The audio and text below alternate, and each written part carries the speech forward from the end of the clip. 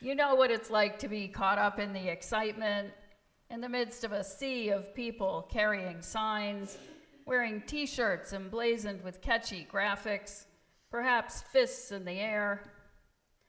A voice amplified by a bullhorn is at the front of the pack, leading the charge and the chants. And they say something like, "Show me what democracy looks like." And the crowd dutifully responds, "This is what democracy looks like." Let's try it. Show me what democracy looks like. This is what democracy looks like. Excellent. So my question to you this morning is this what democracy looks like?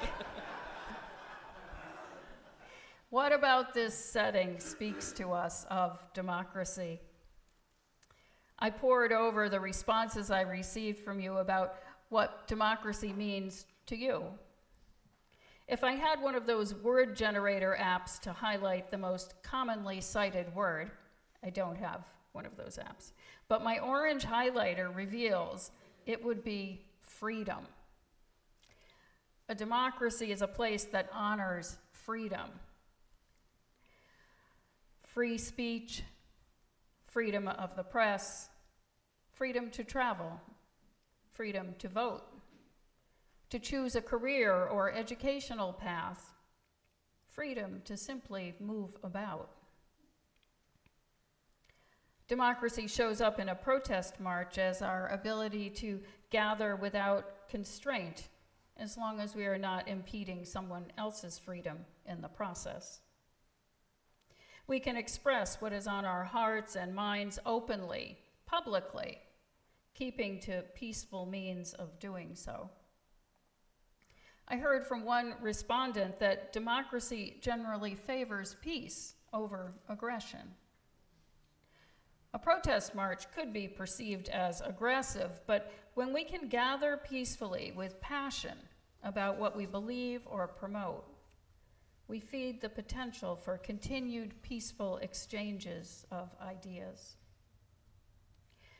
I also read about the participatory nature of democracy, demanding our engagement and our responsibility to keep informed. When people take to the streets in peaceful protest, they do so because they have uncovered truths that they believe will make a difference once shared. They have something to say, which they are convinced is critical for the good of the whole, that others will be affected and changed by what they have raised up. Our dear friends, the Moffats, are well-traveled and have experienced firsthand nations where democracy does not exist. In the early 60s, they were followed and bugged and forced to listen to all manner of propaganda while in Russia. Everything was controlled. All movement, speech, publications. There was no freedom. On a more recent trip, they asked their guides about opinions around communism and democracy and received mixed responses. There were fewer guarantees around livelihood and financial security once they were granted freedom, which brought with it perhaps less substantial living arrangements and more hard work, even as freedom of choice about that work came into being. In a monarchy or a theocracy like they found in Saudi Arabia at the turn of the century, there is no real voting process, even though it is touted as a right. Gender oppression is the norm, and you need to be sponsored to even be there, let alone the ability to move about freely. Earlier this month, Heather Cox Richardson cited the 34th anniversary of the first democratic elections held in Poland, juxtaposed against the same number of years since the Chinese government crackdown on demonstrations in Tiananmen Square. And at the same time, 22 weeks of Israeli protests against potential right-wing government overhauls, and military leadership in Sudan seized from democratic rule, the ongoing war in Ukraine. Let us not take for granted what we have here. For all its faults, we do not generally experience this kind of blatant disregard for human rights, at least not those of us who live with privilege. Democracy is not experienced in the same way for all of us in our country. We are a work in progress in that regard. So we take up our signs and bullhorns periodically, and we vote. I have often said that it may not be the best system, but it is the system we have, and so I cannot forego the right I have been given to participate. This is not always so much the case, and I find it troubling, more so sometimes than the issues at hand. In 2022, Massachusetts elections, 51.4% of registered voters turned out. Less than the 2018 numbers, but not by a lot. Nationally, we came out at a rate of about 45% in the midterm elections.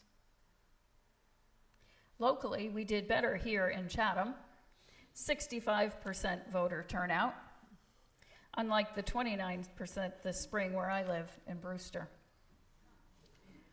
But still, this means that about half the people eligible to vote in any given election cycle don't bother to do so.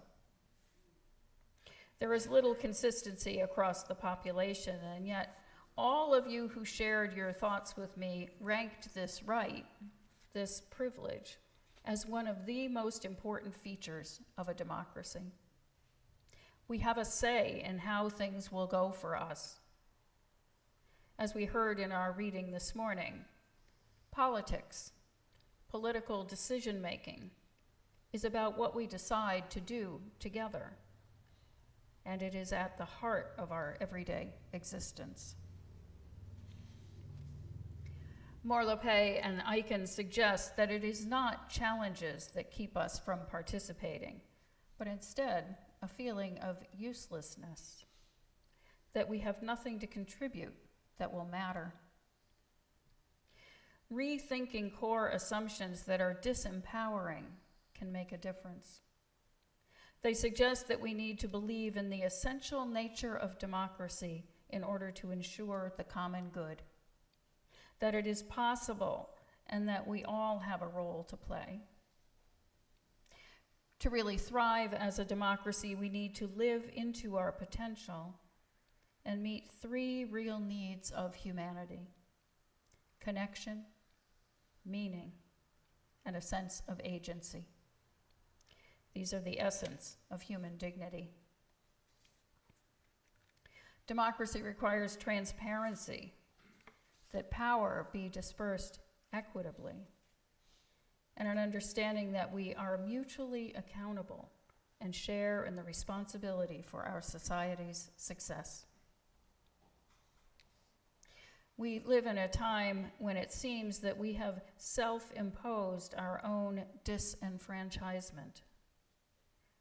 One of you shared your heartbreak over the ability of the wealthy and thus powerful to seemingly be the only ones who can run a campaign and be involved in the election process. That they don't necessarily have the good of the working class, of the majority, foremost in their minds. It can feel hopeless, and this sense of despair feeds the feeling of uselessness. In response, we give up our precious right to use our voice. Add to that the disempowerment that comes from legislation limiting the availability of voting and redistricting to, it's just not going to come out, is it? Redistricting to shift advantage And you have two of the ingredients in the recipe for failure put forth in Daring Democracy. Political polarization plays a role in keeping us apart from those with whom we may differ.